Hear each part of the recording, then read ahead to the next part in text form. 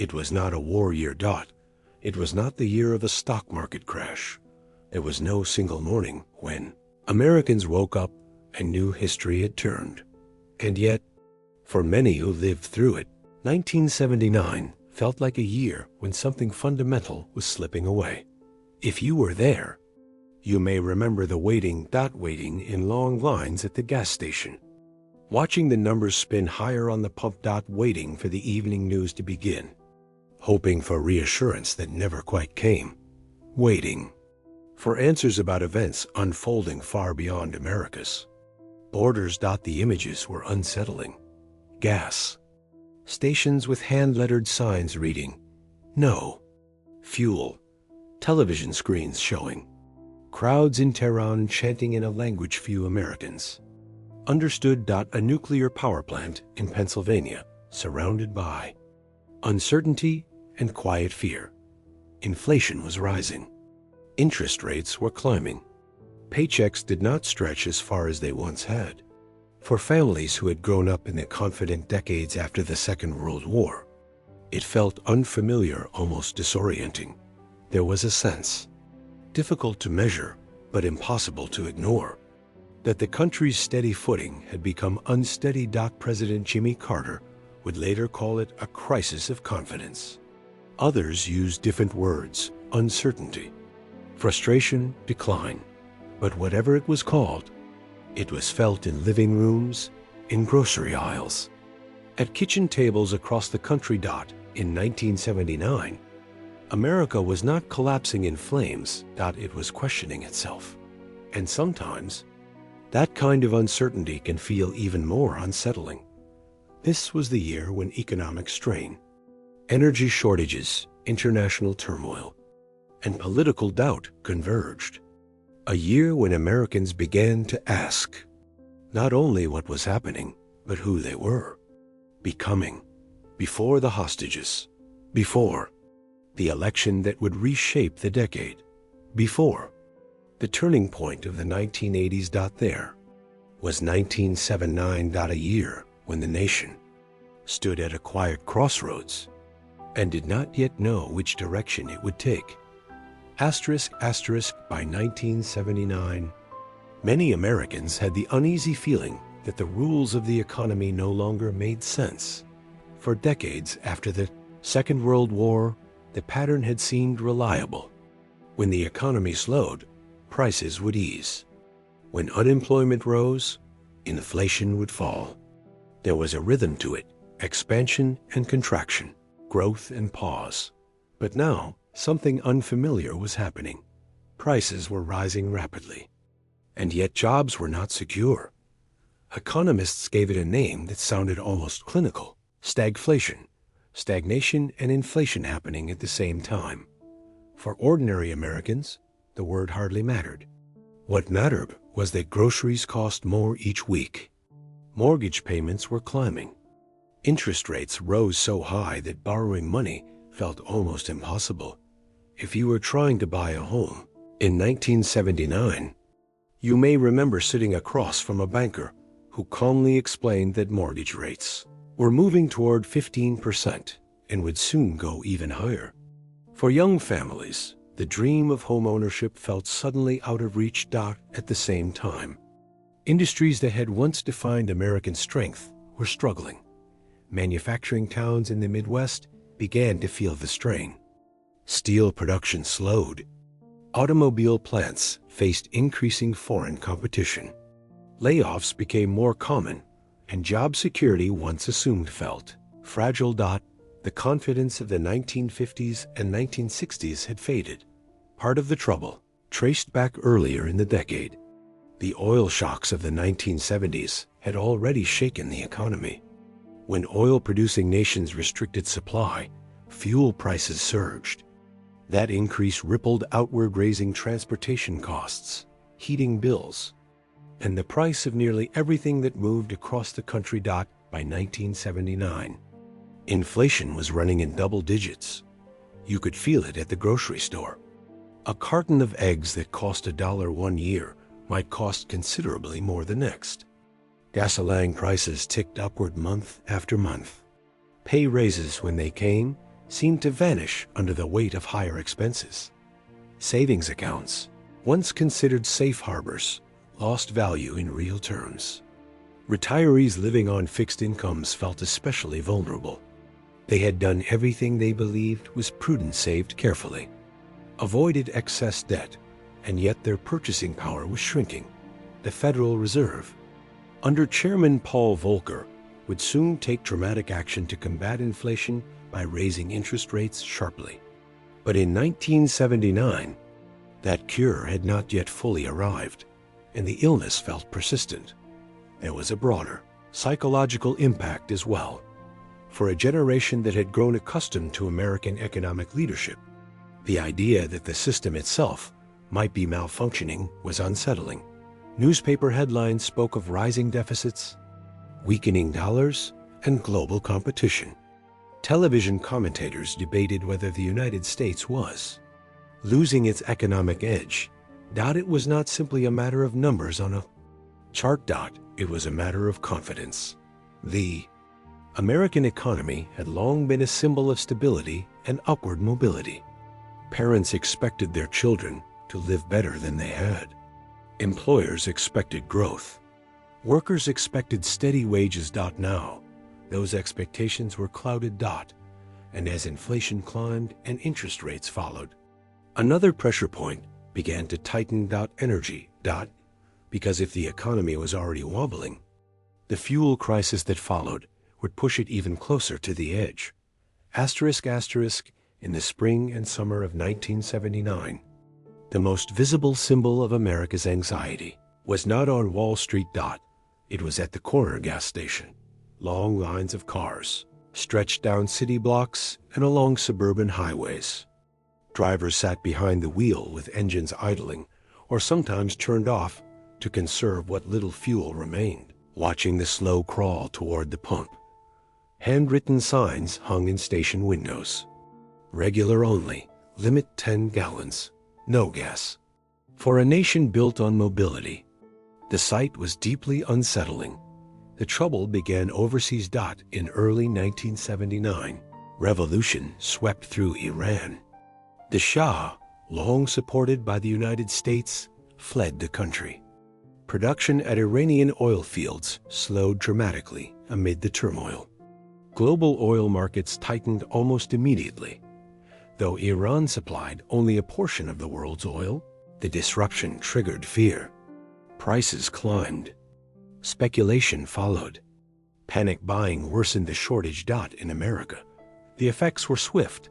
Gasoline prices rose sharply. Supplies seemed uncertain. Even in regions where fuel was technically available, rumors of shortages led drivers to top off tanks repeatedly, creating the very scarcity they feared. States implemented rationing systems. In some places, drivers with license plates ending in odd numbers could buy gas only on certain days. Even numbered plates were assigned alternate days. It was orderly on paper. In practice, it was frustrating.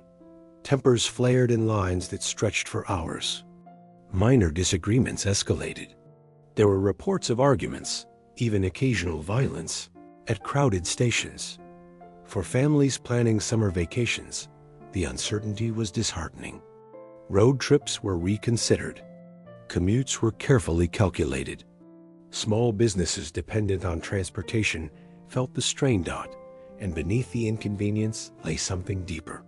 For decades, Americans had grown accustomed to abundance. Gasoline had been inexpensive and readily available. Highways symbolized freedom and opportunity. Now, people waited. They waited not because of war at home, not because of natural disaster, but because the global balance of energy had shifted. President Jimmy Carter addressed the nation directly about the crisis. He spoke of conservation, of reducing dependence on foreign oil, of turning thermostats down and driving less. In a televised address later that year, Carter described what he believed was not merely an energy shortage, but a crisis of confidence. He suggested that Americans had grown uncertain about the future, doubtful about institutions, skeptical about leadership. Some agreed with him. Others bristled at the implication. But the mood in 1979 was unmistakable. At the gas pump, Americans felt vulnerable to events unfolding thousands of miles away, vulnerable to markets they did not control, vulnerable to forces that seemed larger than any single administration. The lines at the pump were about more than fuel. They were about self-reliance. They were about the realization that America's economic security was intertwined with global instability. And while drivers watched their fuel gauges inch downward, another event was unfolding much closer to home, one that would introduce a new kind of fear, not of scarcity, but of something unseen. On the morning of March 28, 1979, most Americans were thinking about ordinary things: getting to work, packing lunches, listening to the radio. Few had ever heard of 3 Mile Island. It was a nuclear power plant located along the Susquehanna River near Harrisburg, Pennsylvania. Like dozens of other reactors across the country, it represented what many believed was the future of American energy-efficient, modern, powerful. But that morning, a series of mechanical failures and human misjudgments led to something no one had anticipated: a partial meltdown. At first, information was unclear. Plant operators struggled to understand what was happening inside the reactor core. Conflicting reports reached state officials.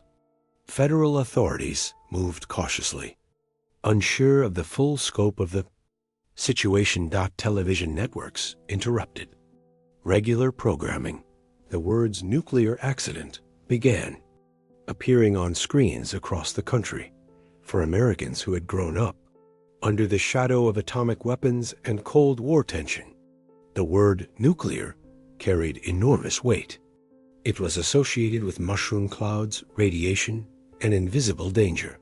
And now, it seemed that danger might not be overseas, that it might be here. In the days that followed, confusion deepened public anxiety. Early statements suggested the situation was under control. Later reports hinted at the possibility of a hydrogen bubble forming inside the reactor, raising fears, however remote, of an explosion. Officials advised pregnant women and young children within a 5-mile radius to leave the area as a precaution. Highways filled with cars once again, but this time not waiting for gasoline. This time, families were leaving their homes. Across the nation, Americans watched and listened. Geiger counters became household terms. Experts appeared on television explaining radiation levels in measured, careful tones. There was no dramatic explosion, no catastrophic release of radiation. In the end, the containment structures held. Scientific reviews would later conclude that the health effects were minimal, but the damage to public confidence was profound. For years, nuclear power had been presented as safe and reliable, a solution to energy shortages, a path toward independence from foreign oil. 3 Mile Island changed that perception. It revealed that even highly advanced systems were vulnerable to error. It reminded Americans that technology, however promising, was not infallible. The incident also exposed weaknesses in communication. Conflicting messages from plant officials, state authorities, and federal agencies left many unsure whom to trust. And trust, once shaken, is not easily restored. The accident did not cause widespread physical harm, but it contributed to something less visible: an erosion of confidence in institutions that were meant to ensure safety. Energy shortages, inflation, rising interest rates. And now, uncertainty about the safety of nuclear power. For many Americans in 1979, it felt as though the foundations were shifting quietly, steadily, in ways difficult to fully grasp. Yet even as concern lingered in Pennsylvania, events thousands of miles away were about to capture the nation's attention in a way few had imagined. The story of 1979 was far from over. In fact, it was only beginning to tighten. **** In early 1979, As Americans waited in gas lines and worried about inflation, another transformation was unfolding half a world away. Iran, long considered a strategic ally of the United States, was in upheaval. For decades, Shah Mohammad Reza Pahlavi had ruled the country with strong support from Washington. He was seen as a stabilizing force in a volatile region, a partner in maintaining access to oil and containing Soviet influence. But inside Iran, dissatisfaction had been growing. Many Iranians viewed the Shah as authoritarian and out of touch. Economic inequality widened. Political dissent was suppressed. Religious leaders, including Ayatollah Ruhollah Khomeini, spoke openly against his rule. By January 1979, protests had intensified. The Shah left the country. Within weeks, Ayatollah Khomeini returned from exile to overwhelming crowds. The revolution had succeeded. To Americans watching on television, the images were striking. Vast gatherings, banners raised, chants echoing through city streets. It was clear that a long-standing political order had fallen. What was less clear was what would replace it. At first, the shift seemed distant. Another government, another region, another political transformation. But that distance vanished on November 4th, 1979. On that day, a group of Iranian students stormed the United States Embassy in Tehran. They took 52 Americans hostage. The images that followed became seared into national memory. Blindfolded diplomats led before cameras, crowds outside the embassy gates shouting slogans. American flags burned in public squares. In living rooms across the United States, families gathered around their televisions each evening. The news programs began to count the days of captivity. Day 1, Day 10, 50. The crisis felt deeply personal. These were not abstract figures. They were diplomats, Marines, secretaries, ordinary Americans serving abroad. For President Jimmy Carter, the hostage situation became an overwhelming test of leadership.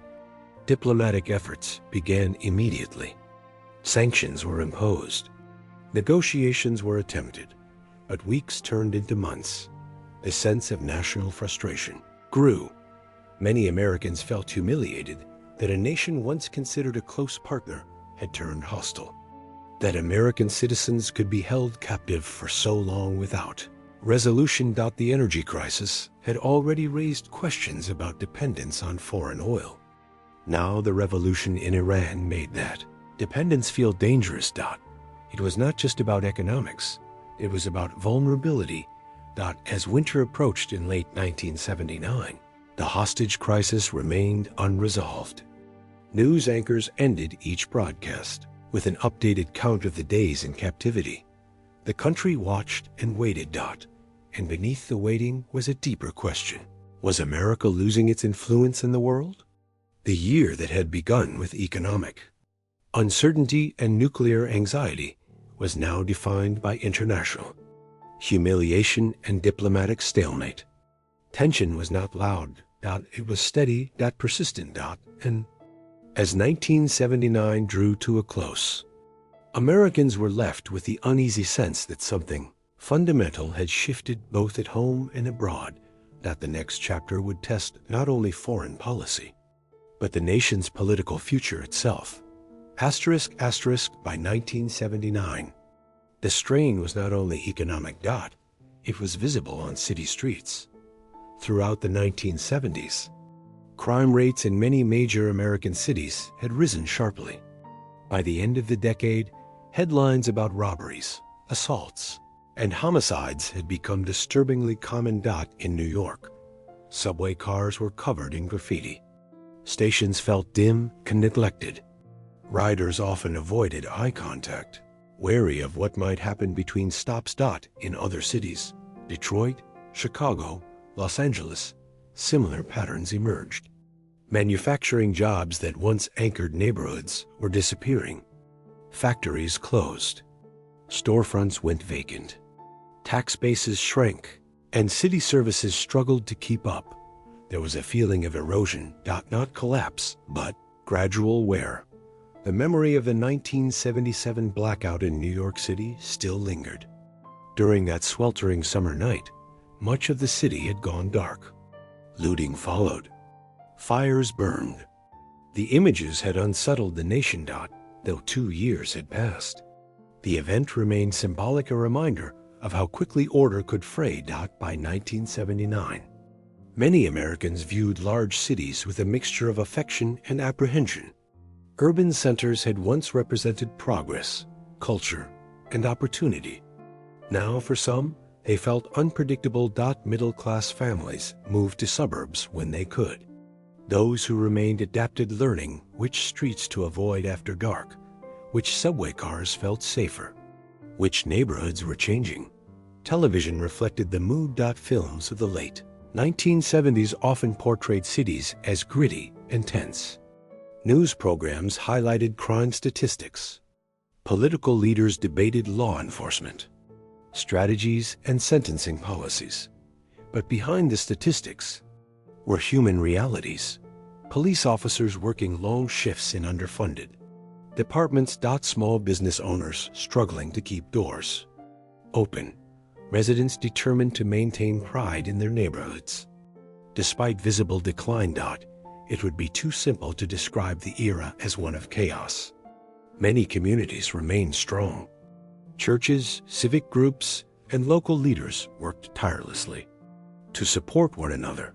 Yet the overall mood in 1979 carried an undercurrent of unease. Americans who had grown up in the relative stability of the 1950s and early 1960s now faced a decade marked by upheaval, Vietnam, Watergate, inflation, energy shortages, and now urban strain. Confidence, once assumed, felt conditional. Some began to question whether the country's best days were behind it. Was the American century fading? Was the sense of order and predictability that followed World War II coming to an end? These were not questions shouted in protest. They were questions considered quietly around dinner tables, in barbershops, in conversations between neighbors. The mood of 1979 was not defined by a single dramatic event. It was shaped by accumulation, economic pressure, energy scarcity, nuclear uncertainty, international crisis, urban strain. Each alone might have been manageable. Together, they created something heavier, a sense that the nation stood at a crossroads, unsure of its footing, uncertain of its direction. And as the year moved toward its close, Americans would soon be asked to decide which path they believed could restore stability. The political season ahead would bring that decision into sharper focus. By late 1979, the strain Americans felt in their daily lives had begun to settle squarely onto the political stage. President Jimmy Carter had entered office in 1977 as an outsider, a former governor of Georgia who promised honesty and moral clarity after the trauma of Watergate. In the beginning, many voters appreciated his humility and careful manner, but 1979 was not a year that rewarded caution. Inflation continued to rise. Gasoline shortages dominated headlines. The crisis at 3 Mile Island unsettled the public. And in November, the hostage situation in Iran added a constant reminder of America's vulnerability abroad. Approval ratings for the president fell. Inside his own party, unease grew.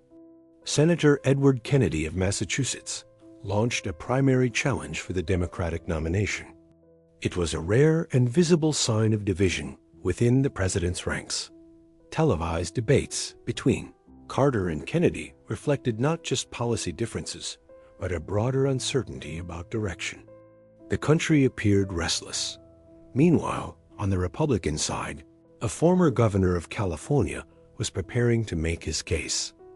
Ronald Reagan had once been an actor and a spokesman, but by the late 1970s, he had become a powerful political voice, speaking with confidence about restoring American strength and economic vitality. Reagan's message was clear and direct. Lower taxes, stronger national defense, renewed faith in the American system. For many voters weary of doubt and disruption, the tone itself was compelling. The election was still a year away. But in 1979, the outlines of that coming contest were already visible.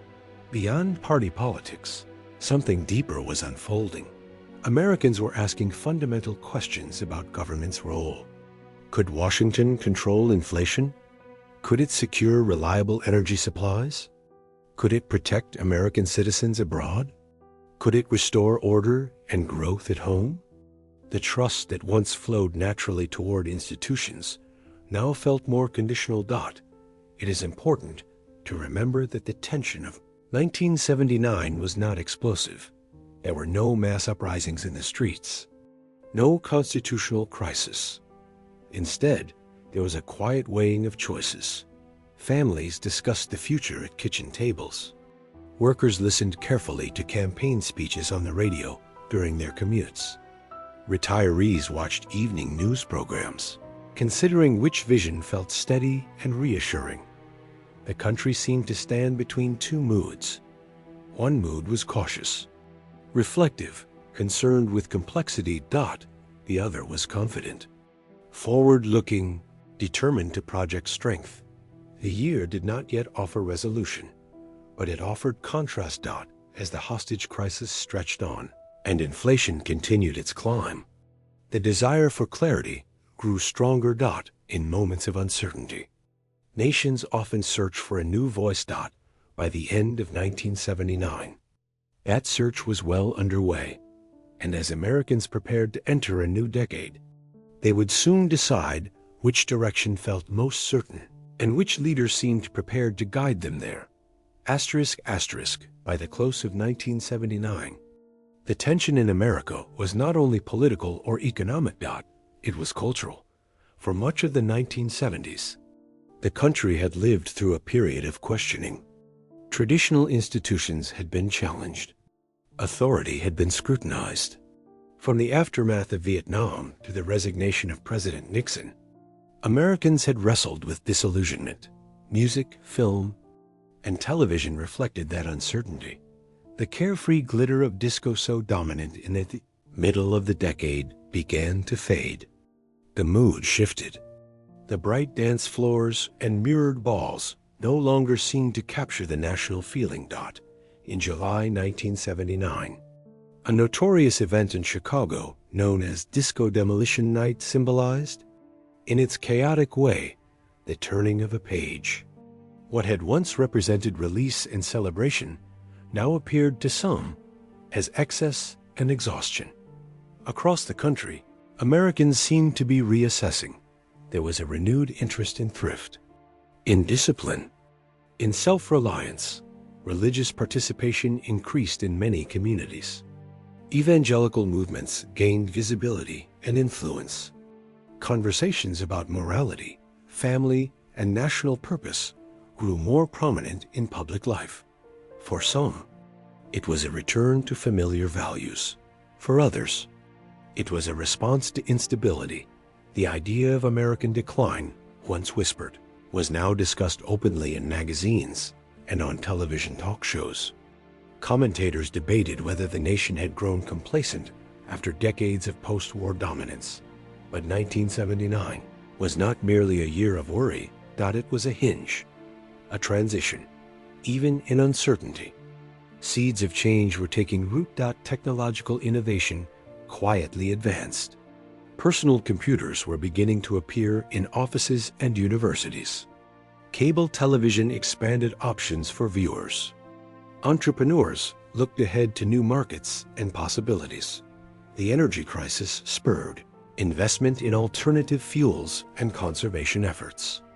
The economic strain forced difficult conversations about productivity and global competition. And politically, as new voices prepared to step forward, a shift in tone was unmistakable. Introspective mood of the 1970s was giving way to something different. 1980s had not yet begun, but their outline was visible. stronger rhetoric, sharper contrasts, a renewed emphasis on American power and confidence. In retrospect, 1979 feels like the closing chapter of one era and the opening sentence of another. Post-war consensus that shaped the 1950s and 1960s had gradually unraveled through the turbulence of the 1970s. By 1979, the unraveling felt complete, but endings are rarely the whole story. Sometimes, what appears to be decline is a period of recalibration. A nation pausing, reconsidering, preparing to move again for those who lived through it. 1979 carried a weight that is difficult to fully describe. It was not defined by a single dramatic collapse. Instead, it was defined by accumulation of doubt, of strain, of uncertainty. And yet, beneath that strain, something steady remained. Americans continued to work, to vote, to gather in churches and community halls, to debate the future with seriousness and care. Year America almost collapsed did not end in collapse. It ended in decision. And with that decision would come a new direction, one that would shape the decade to follow, and perhaps alter the course of the nation once more. When we look back at 1979 now, it is tempting to see it as simply another difficult year. But for those who lived through it, the feeling was more complicated than that. It was a year when inflation ate away at savings. When families waited in gasoline lines, uncertain how long the fuel would last. When a nuclear accident raised quiet fears about unseen dangers. American diplomats were held hostage before the eyes of the world. None of these events alone destroyed the nation. But together, they tested its confidence. For much of the 20th century, Americans had grown accustomed to a steady sense of forward motion. The country expanded. The economy grew. The world, despite its dangers, seemed manageable. In 1979, that assurance wavered. There was a sense that America was no longer fully in control of events at home or abroad. That global forces, economic pressures, and political unrest were converging in ways that felt unfamiliar. Yet history often reveals something quieter beneath such moments. 1979 did not break the United States. It forced reflection. It compelled voters to reconsider leadership. It encouraged industries to adapt. It pushed policymakers to confront inflation and energy dependence with renewed seriousness. Within a year, Americans would choose a new president. Within a decade, the Cold War would begin to ease. Economic growth would return. The nation's mood would shift once again. But the memory of 1979 remained. It served as a reminder that confidence is not permanent, that stability must be maintained, that prosperity can feel fragile. The year America almost collapsed did not end in collapse. It ended in recalibration. And perhaps that is the enduring lesson. Nations, like individuals, face seasons of doubt. What defines them is not whether doubt appears, but how they respond. In 1979, America stood at a crossroads.